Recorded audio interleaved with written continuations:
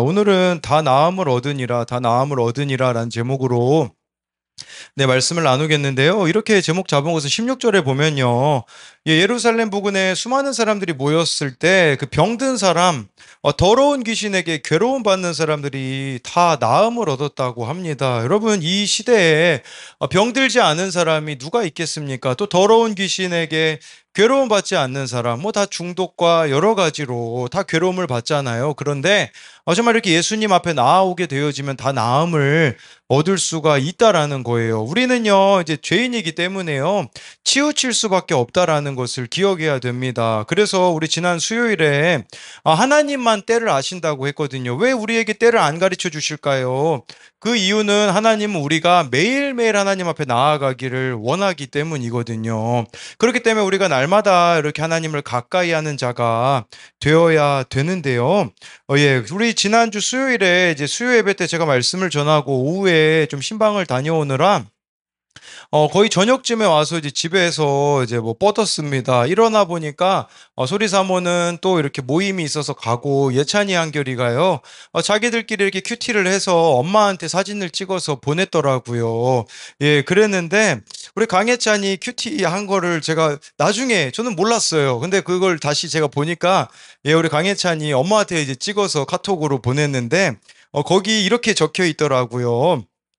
누군가 나에게 예수님 이야기하지 말라고 하면 어떤 말을 할지 말풍선한테 적어보세요. 그랬을 때 우리 강혜찬이 알바 아니잖아, 갈 길 나가셔, 이렇게 적어놨어요. 그러니까 내가 예수님 들었을 때 거부했을 때 있잖아요.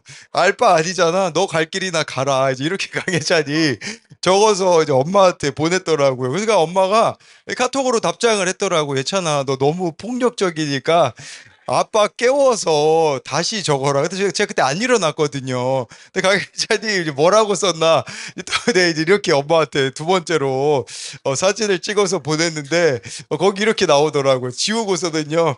다음에는 꼭 나와. 이제 이렇게 예수님 거절했을 때 이렇게 다음에 꼭 나와라고 이렇게 바꾼 내용을 좀 보았습니다. 여러분, 이처럼 우리는 죄인이기 때문에 늘 이렇게 나음을 얻어야 되는 존재라는 거예요. 그러니까 내 그냥 생각대로 우리가 반응하고 혈기대로 반응할 때가 얼마나 많이 있습니까? 근데 그거를 날마다 죽이면서 살아가는 것이 우리들에게 필요한 부분이겠죠. 지금은 목회자로 은퇴하신 이재철 목사님이 쓰신 믿음의 글들 나의 고백이란 책에 보면요, 원래 이분이 사업을 하셨거든요. 사업 그냥 매일 술을 마셨다고 하더라고. 사업 시작과 동시에 매일 밤을 술을 마셨다고 하는데요. 이분이 예수님께 눈을 뜨게 된 일화가 그 책에 나옵니다. 정확하게 말하면 1984년 8월 2일 새벽 2시였다. 나는 그 당시 좋지 못한 습관을 갖고 있었다. 술을 먹고 아무리 밤늦게 들어가도 반드시 집에 벨을 눌렀다. 그래서 가족을 깨운 다음 다시 저녁을 먹은 후에야 잠자리에 들었다. 그런데 이상하게도 그날 새벽 문 앞에 섰을 때 벨을 누르고 싶은 생각이 없었다. 자동차 키홀더에 마치 장식품처럼 매달려 있기만 하던 아파트 열쇠가 생각났다. 나는 열쇠를 꺼내어 문을 열고 들어갔다. 근데 보니까 아내가 엎드린 채로 잠들어 있었던 거예요. 머리맡에 성경이 펼쳐져 있는 것으로 보아 나를 기다리면서 성경을 보다가 잠든 것이 분명했다. 그런데 아내의 얼굴 아래 하얀 노트 한 권이 깔려 있는 게 보였다. 왠지 그것을 보고 싶은 마음에 나는 아내가 깨지 않도록 조심스레 그 노트를 꺼내었다. 거기에 이런 글이 쓰여 있었다. 나는 오늘도 버스를 타고 수유리 너머로 갔다. 시골길을 하염없이 걸으면서 오늘도 역시 어김없이 죽음을 생각했다. 그러니까 이 남편의 이런 방황 때문에 죽고 싶었던 거예요. 네, 그래서 약을 먹고 죽을까, 손목을 그어 죽을까. 그러나 그것은 내가 취할 길이 아님을 다시 한번 더 확인하고 되돌아왔다. 나를 살리기 위해 십자가에서 돌아가신 주님께서 주님의 뜻을 위해 내게 주신 남편이므로 나는 사랑해야만 한다. 나는 할 수 없지만 주님께서 사랑하라 명령하심으로 나는 사랑해야만 한다. 주님 도와주세요. 나의 약함을 주님께서 잘 아시잖아요. 그 노트는 여기저기 눈물로 얼룩져 있었다. 나는 그거를 읽는 동안 심장이 멎는 것 같았다. 그리고 귀에서는 큰 북소리가 둥둥 울려 퍼지고 있었다. 그리고 서재에 들어가 문을 걸어 잠그곤 한없이 울었다. 그동안 아내가 나 때문에 얼마나 많은 밤들을 울었을까? 나 때문에 흘린 눈물의 양이 도대체 얼마나 될까? 나 때문에 아내의 마음이 찢어질 때마다 그 아픔이 얼마나 깊었을까? 나 때문에 아내가 죽음을 생각할 때 그 절망의 무게가 얼마나 무거웠을까? 아내가 불쌍해서 울었다. 그동안 내가 이 아내가 겪어야만 했을 아픔이 고스란히 나의 아픔이 되어 내 마음을 난도질하고 있었다라고 하면서 헛된 욕망과 쾌락의 노예가 된 나의 삶 때문에 사랑하는 아내가 죽음을 생각하고 있다는 사실도 모른 채 내 아내야말로 이 세상에서 제일 행복한 여자요. 나야말로 가장 이상적인 남편, 멋진 남자란 착각 속에 빠져 있던 내 자신이 너무 안심해서 울지 않을 수 없었다라고 하더라고요. 그때가 이분이 예수님을 만나게 되고 그때 이제 목회자로 이렇게 헌신하면서 되어지는 시간들이 있었었거든요. 뭘 여러분들에게 이야기하고자 하는 거냐면요. 우리 모든 인생이 예수님을 만나야 하지만 나음을 얻을 수가 있다라는 것이에요. 그래서 오늘 다 나음을 얻으려면 어떻게 해야 될지 두 가지로 살펴볼 텐데 첫 번째로는요. 다 나음을 얻으려면 믿고 주께로 나아가야 합니다. 우리 12절 같이 읽어보겠습니다. 시작. 사도들은 표적과 기사가 많이 일어나매 믿는 사람이 다 마음을 같이하여 솔로몬 행각에 모이고 12절에요. 사도들의 손을 통하여 민간의 표적과 기사가 많이 일어났다라고 말씀해주고 있어요. 여러분 이것은요 기도 응답이었다라는 것이에요. 왜 그러냐면 그 베드로랑 요한이 안진뱅이 낙해했을 때 잡혀갔었거든요. 잡혀갔다가 돌아와서 그때 그 동료에게 갔다. 이게 초대교회 성도들에게 갔거든요. 그때 이 초대교회 성도들이요. 시편 2편 말씀을 가지고 기도했거든요. 그리고 그들이요. 이 피파 가운데 어떤 기도를 했는지가 사도행전 4장 30절에 나오는데요. 손을 내밀어 병을 낫게 하시옵고 표적과 기사가 거룩한 종 예수의 이름으로 이루어지게 하옵소서 하더라.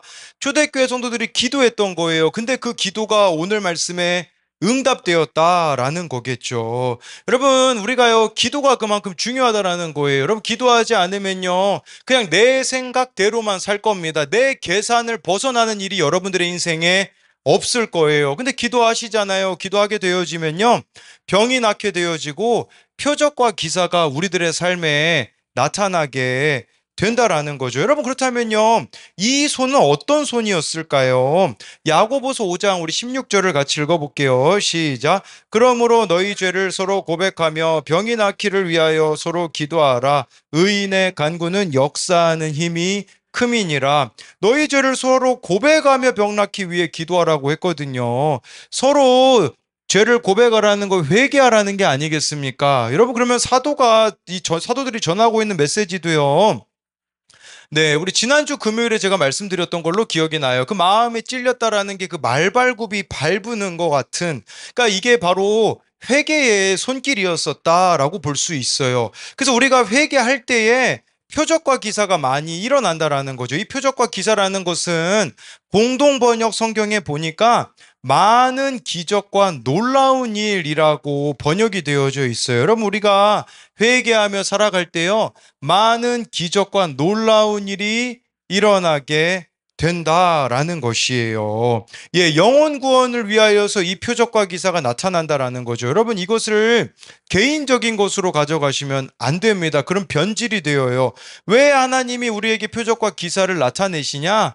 영혼을 구원하라고 허락하시는 것이라는 것을 알아야 된다라는 거예요. 우리 교회 청년 중에 갑자기 일하다가 쓰러진 청년이 있습니다. 이제 뇌전증이라고 생각이 되어서 그것과 관련하여서 어느 집사님께 문의를 드렸다가 이 청년이 재정적으로 여유가 없어 검사받기 힘들어서 이제 집으로 돌아갔는데 집으로 돌아가자마자 다시 쓰러져서 이제 응급실로 가게 되었습니다. 그랬을 때 이 청년을 제가 그 뇌전증에 대한 걸 물어봤던 집사님께서 또 이제 이 청년이 병원비가 없다라는 걸 아시고 병원비로 쓰라고 이렇게 물질을 보내주셨거든요. 제가 예전에 청소년 사역 할 때 실패했던 것 중에 하나가 뭐냐면 부모를 만나지 않은 것이었습니다. 부모를 만나지 않으니 코로나 때 다 애들이 떠날 수밖에 없는 거죠. 뭐 부모들이 보내주겠습니까? 알고 있었지만 하지 않았거든요. 근데 망하고 나니까 그제서야 제가 깨달은 거는 부모와 같이 가지 않으면 아무 소용 없구나라는 것을 깨닫고, 그러니까 이 물질을 이제는 이 병원비를 어느 정도 충당할 수 있게 되어지니까 제가 해야 되는 거는 뭡니까? 그 청년의 이제 부모를 만나러 가는 거죠. 그래서 저희 어머니와 함께 그 청년의 이제 어머니를 만나러 갔습니다. 저는 어른들에 대한 두려움이 있었거든요. 그런데 이 어머니를 만나 뵙고 지금까지 이 청년을 어떻게 우리 공동체가 돌보았는가. 그리고 어머니와 그렇게 싸움이 있었을 때 정말 이 청년이 자살하고 싶어 했거든요. 그때 이제 저를 찾아와 가지고 이 청년이 자살하지 않을 수 있었다라는 것을 이렇게 이야기해 줄 수가 있었거든요. 어느 정도 이제 마음이 열리셔서 함께 그 청년을 이렇게 이 어머니를 차에 태워서 같이 다녀오는 일이 있었습니다. 저는 이게 표적과 기사가 아닐까 싶습니다. 여러분, 우리가 어떤 일들이 있든지 하나님이 그 표적과 기사와 같은 일들을 우리들에게 허락하시는 것은 한 가지 분명한 방향성이 있어요. 뭐냐면 예수님께로 인도하라고, 영혼 구원을 이루라고 우리들 가운데 이것들을 허락해 주신다라는 거예요. 우리 계속해서 13절, 14절 읽도록 하겠습니다. 시작. 그 나머지는 감히 그들과 상종하는 이 칭송하더라. 믿고 주께로 나아오는 자가 더 많으니 남녀의 큰 무리더라. 이런 표적과 기사가 나타나면요, 믿어야 되잖아요. 지금 막 백성들도 칭송한다고 하면 이것은 거짓이 없는 진실이라는 거거든요. 그럼에도 불구하고 이 사도들과 초대교회 성도들과 상종하는 사람이 없는 사람도 있었다고요. 상종하지 않은 사람이 있었다는 뜻이죠. 근데 이 상종하다라는 단어를 헬라어로 보면 무슨 뜻이냐? 아교풀로 붙이다라는 뜻이거든요. 그러니까 이렇게 정말 그렇다면 이 사도들과 상종하는 사람은 아교풀로 붙인 것처럼 하나가 되었다라는 뜻인데, 상종하지 않는 사람은 그러면 어떤 사람들입니까? 혼자서만 잘 살겠다라는 사람들이었던 거죠. 여러분, 이런 사람들의 특징은요, 아교풀과 같은 지체가 없어요. 내가 힘든 문제 있잖아요. 전화할 곳이 없습니다. 찾아갈 사람이 없는 거죠. 그리고 이 사람의 주변에는 어떤 사람들만 있을까요? 좋은 이야기만 해주는 사람들밖에 없을 겁니다. 그렇게 되어지면요, 이 사람은 온실의 화초가 될 수밖에 없는 거예요. 유리 그릇과 같은 삶을 살아간다라고 볼 수가 있는 것이겠죠. 본인 스스로가 괜찮은 사람이라서 주변에서 좋은 이야기만 한다고 생각할지 모르지만 너무나 자기 자신을 모르는 거죠. 아까 제가 서두에 말씀드린 그 이재철 목사님, 진짜 자기는 아내에게 좋은 남편이라고 생각을 했다고 하지 않습니까? 너무나 자신을 모르는 것이라고 볼 수가 있겠죠. 그렇다면 질문이 있죠. 왜 이들은 사도들과 상종하지 않았을까요? 포기하고 싶지 않은 기득권이 있었기 때문입니다. 이들은 대부분 유대인들이었거든요. 유대인이 유대교로부터 벗어난다라는 것은 사회로부터 격리되어지는 거예요. 그 당시는 모든 게 유대교로 연결되어 있었기 때문에 사회적으로, 경제적으로 내가 유대교를 벗어나면요, 출교당하면 어려워지거든요. 그렇기 때문에 이 기득권을 내려놓지 못하니 예수 믿는 사람들과 상종하지 않았다라는 것을 보여주는 것이죠. 그럼에도 불구하고요, 14절에 보면요, 믿고 주께 나아오는 자가 더 많았다라고 말씀해주고 있는 것이에요. 우리 15절, 16절 계속해서 읽어보겠습니다. 시작.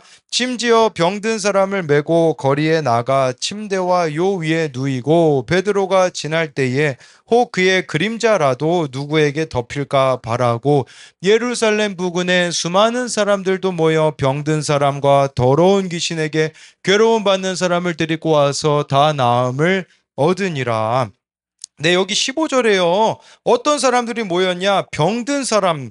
거기 보니까요, 침대와 요가 나오는데, 여기 누워있는 사람들이 나오는데요. 이 침대와 요라는 단어는요, 헬라어로 보면 가난한 사람들이 썼던 것으로 보여져요. 그러니까 더 이상 소망이 없는 자, 잃을 것이 없는 자, 살 소망이 없는 자, 병든 사람, 더러운 귀신에게 괴로움 받는 사람들을 데리고 왔을 때, 다 나음을 얻었다라는 것은 회복이 되어졌다라는 거죠. 여러분, 그런데요, 16절을 벗어나는 인생이 있을까요? 우리 다 병든 사람들 아닙니까? 정말 더러운 귀신에게 괴로움 받는 사람이 아닙니까? 그러니까 중독에 허덕이고 여러 가지 참 죽고 싶은 마음들이 들 때도 순간순간마다 참 죽을 일들이 쌓여 있고요. 우리 각자가 다 병든 부분들이 모두가 다 있다라는 것을 기억해야 되는 거죠. 그렇기 때문에 우리가 날마다 나음을 얻기 위하여 날마다 말씀 앞에 나아가고 교회 공동체에 속해가는 것이 아니겠습니까? 정말 내가 나음을 입었다면 이제는 다른 이들도 나음을 입을 수 있도록 예수님께로 인도해야 된다라는 거예요. 여러분, 예수님 이름에 얼마나 능력이 있는지 여러분들이 좀 믿으셨으면 좋겠어요. 제가 어제 이렇게 어느 분을 신방했는데 정말 막 귀신들 30명이 자기를 잡으러 온다고 하더라고요. 그랬을 때 정말 나사렛 예수의 이름으로 저희 어머니가 가르쳐 주셨어요. 나사렛 예수 이름으로 쫓으라고. 그랬을 때 힘들게 쫓겨나기는 했다고 하더라고요. 막 귀신이요 자기를 따라오라고 했다고 하더라고요. 그래서 근데 이분이 너희들 따라갈 바에 나는 교회를 가겠다. 그렇게 얘기를 했대요. 그러면서요. 나는 안 갈 테니 내 친구들 중에 통일교 다니는 애들이 있는데 걔네 연락처를 주겠다. 이제 이렇게 이야기를 해서 통일교 친구들을 보내려고 했다고 그런 이야기를 하더라고요. 우리 다 받는 귀신으로 인하여서 사탄으로 인하여서 받는 괴로움들이 다 있지 않겠습니까? 근데 정말 좋아요, 여러분들이 예수 이름을 믿으며 나아갈 때에 나음을 다 얻을 수 있다라는 것을 기억해야 됩니다. 그래서 이것에 대한 두 가지 적용 질문은요. 내 삶에서 회개하고 주께로 나아가야 할 부분은 무엇입니까? 성령의 표적인 구원의 기쁨을 얼마나 체험하고 있습니까? 또 한 가지는요. 믿음의 공동체에 속하여 가고 있기에 상종하다라는 게 그 악교풀로 붙이다라는 뜻이라고 말씀드렸잖아요. 악교풀 같은 지체가 있습니까? 정말 여러분들이 어떤 문제가 있을 때 나눌 수 있고 기도 요청할 수 있는 지체가 있는가를 묻는 거죠. 내 삶의 기득권을 내려놓고 예수님께 나아가기 위해 해야 하는 것은 무엇이 있습니까? 두 번째로요, 다 나음을 얻으려면 피팍 속에서도 생명의 말씀을 전해야 합니다. 우리 17절, 18절을 같이 읽어보겠습니다. 시작.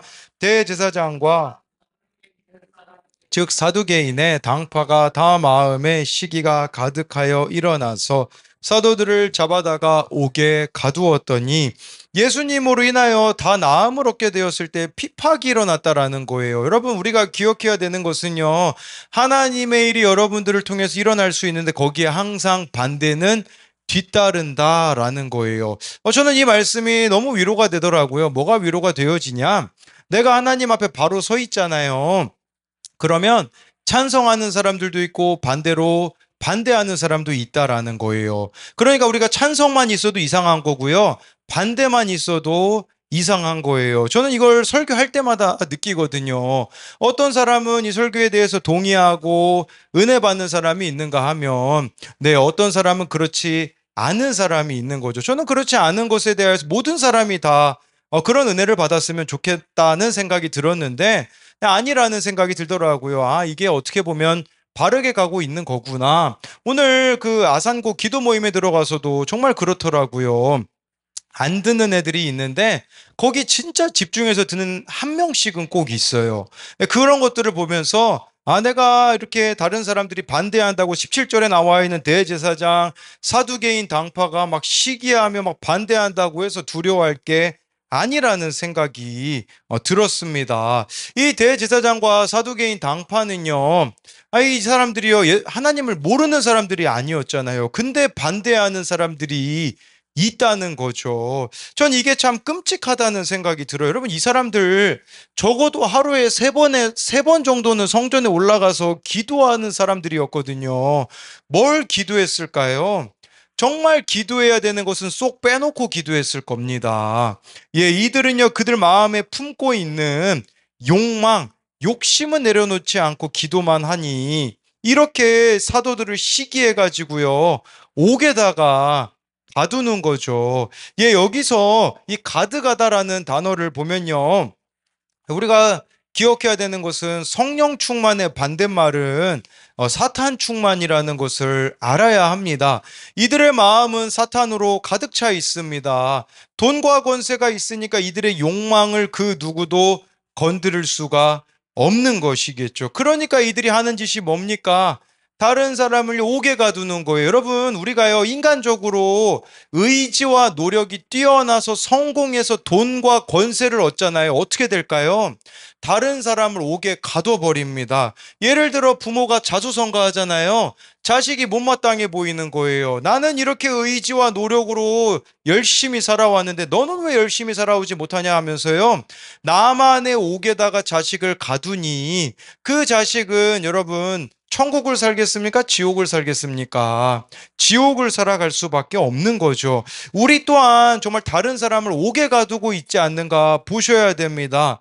내 생각의 옥, 내 방식의 옥, 그런 것들로 우리가 다른 사람을 가둘 수 있다라는 거죠. 청소년용 큐티인 묵상간증 엄마라는 이름의 감옥, 그 내용에 이런 게 나오더라고요. 이분은요, 어머니신데 친정 어머니가 건강이 좋지 않으셔서요, 자신을 학업적으로 적극적으로 지원해 주지 못하셨다고 해요. 그러니까 그 아쉬움을 보상받고자 이제는 모든 시간을 남편의 내조, 딸들의 학업에 쏟은 거죠. 거기 이런 고백이 나오더라고요. 딸들을 엄마라는 이름의 감옥에 가두고 종일 공부만 시켰고, 딸들의 부족함을 제가 먼저 나서서 채웠습니다.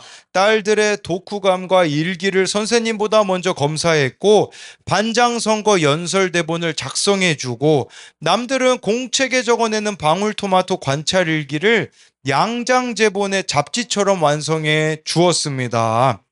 발명품 대회에 높은 수준의 작품을 만들어 제출하면서 학부모회 일까지 도맡아 하는 열혈 엄마였습니다. 지금 자기 보상 심리로 이 자녀를 가두고 있는 거죠. 예, 근데 이렇게 나오더라고. 그러나 그렇게 키운 큰 딸은 중학교에 입학하자마자 돌연 공부에 손을 놓고 게임에 빠지며 제게 반항하기 시작했습니다. 밤새 게임을 해 아침에 눈도 제대로 뜨지 못했고 겨우겨우 학교에 가도 잠만 자다 오기를 반복하니 공부가 될 리가 없었습니다. 공부보다 딸의 회복이 간절해져서야 제가 사랑이라 생각했던 모든 열심이 문제 부모의 모습이었음을 회개하게 하셨습니다. 여러분, 사랑의 방식, 내 잘못된 사랑을 투영해서는 안 된다라는 것이겠죠.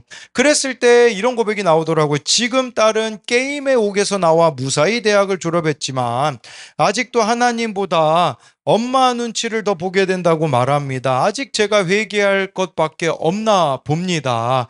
이제는 딸이 엄마의 옥에서 나올 수 있도록 주의 사자가 방문해 주시기를 간절히 기도합니다. 여러분, 우리가 이처럼요, 지금 다른 사람을 옥에 가두고 있지 않는가를 생각해 보아야 한다라는 거죠. 그러면서 우리 뭐라고 말합니까? 사랑하기 때문이라고 말하죠. 근데 그게 진짜 주님의 사랑인 건지 나의 사랑인 건지는 생각해 보아야 된다라는 거겠죠. 우리 계속해서 19절, 20절을 읽도록 하겠습니다. 시작. 주의 사자가 밤에 이르되 가서 성전에 서서 이 생명의 말씀을 다 백성에게 말하라 하매. 네, 여러분, 저는 이게 참 우리에게 가능성이 있음을 보여주는 말씀이란 생각이 들어요. 내가 실수로 자녀들을 누군가를 옥에다가 가두는 것과 같이 그렇게 우리가 힘들게 했잖아요. 그럼에도 불구하고 19절에 주의 사자가 나타나서요, 옥문에서 나의 자녀를 끌어줄 날이 있다라는 거예요. 구원해줄 날이 있다라는 것을 우리가 기억했으면 좋겠는 거죠. 그러면서요, 이제는 어떻게 살아가라고 하냐? 20절에 지금 사도들을 꺼내줬잖아요. 이 생명의 말씀을 다 백성에게 말하라 하매, 여러분, 이거 순종하기 쉽습니까? 내가 지금 복음 전하다가 감옥에 잡혀왔거든요. 근데요, 나가자마자 뭐 하라고 하냐? 복음 전파하래요. 여러분, 하실 수 있겠습니까? 우리가 한번 생각해 봐야 되는 것은 뭐냐면, 나의 순종의 속도는 어떠한가예요. 여러분, 우리가요, 날마다 말씀 앞에 서면요, 그날 순종해야 되는 부분들이 있습니다. 여러분, 우리 데이터는, 와이파이는 얼마나 빠른 거 쓰기 원합니까? 근데 순종의 속도는요, 여러분들의 순종의 속도는 어떠한가 보자라는 거죠. 여러분, 이 사도들이요, 지금 감옥에 풀어주는데 똑같이 나가가지고 성전에서 말씀 전하래요. 여러분, 하고 싶겠습니까? 지금 이것 때문에 다친 게 한두 번이 아니거든요. 근데요, 이 사도들은 놀랍게요. 25절 말씀에 보면 바로 순종을 합니다. 우리 같이 읽어보겠습니다. 시작. 사람이 와서 알리되 보소서 옥에 가두었던 사람들이 성전에 서서 백성을 가르치더이다 하니, 바로 나가자마자 또 전하는 거예요. 여러분, 이 사람들 새벽에 풀려났거든요. 풀려나자마자 가가지고 말씀을 그대로 전했다라는 거죠. 근데 여러분, 이 모습은 이들에게만 나타나지 않아요.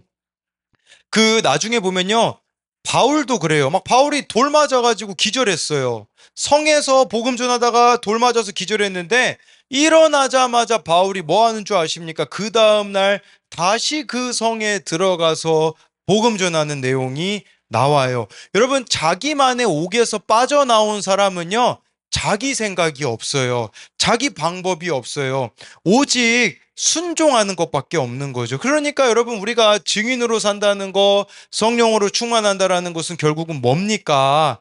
자기 중심성을 버리는 것이라고 할 수가 있는 것이죠. 그러니까 내가 얼마나 이 순종에 더디어 있는가, 정말 이 순종이 얼마나 빠른가를 보자라는 것이겠죠. 그래서 우리가 어느 청년이 오늘 큐티 나눔에 좀 늦게 일어나서 이제 학교를 못 갔다고 해서 제가 적용할 거리를 줬어요. 너 또 그렇게 지각하면 이제 새벽 기도 고정으로 알겠다. 일찍 깨워주면 되잖아요.